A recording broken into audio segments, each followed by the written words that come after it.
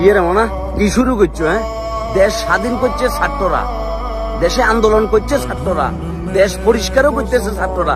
মাঝখান দিয়ে তোমরা কারা বাবা? তারা অন্যের ঘরবাড়ি লুটপাট করতেছো, দোকানপাট ভাঙচুর করতেছো, মুদি দোকান থেকে মাল লই দিতেছো, ফার্নিচার লই দিতেছো, হাঁস মুরগি চুরি করে লই দিতেছো।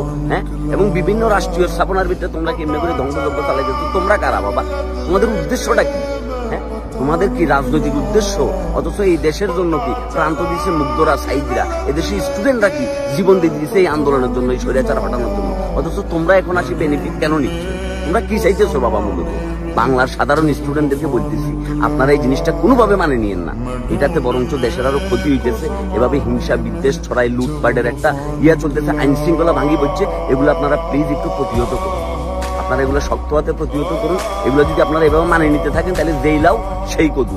যেই জিনিসের জন্য আমরা আন্দোলন করছি ঘুরি ঘুরি, সেই জিনিস কি আবার দেশের ভিতরে আসবে? না ভাই, দেশটা মগের মুল্লুক না, দেশটা কি টিমের মুল্লুক না। এই দেশটা আপনারা আমার সবার। এমনি করে কি আপনাদের ব্যক্তিগত ফায়দার জন্য আপনারা বাকি জনগণের ধন সম্পদ এমনি করে লুট করবেন, নষ্ট করবেন? এটা কোনোভাবে হইতে দেওয়া যায় না। হ্যাঁ, এটার জন্য মুগ্ধরা, সাইদরা এবং অন্যান্য যারা আছে, শত শত স্টুডেন্ট ভাই বোনরা কি তাদের রক্ত দেয় না।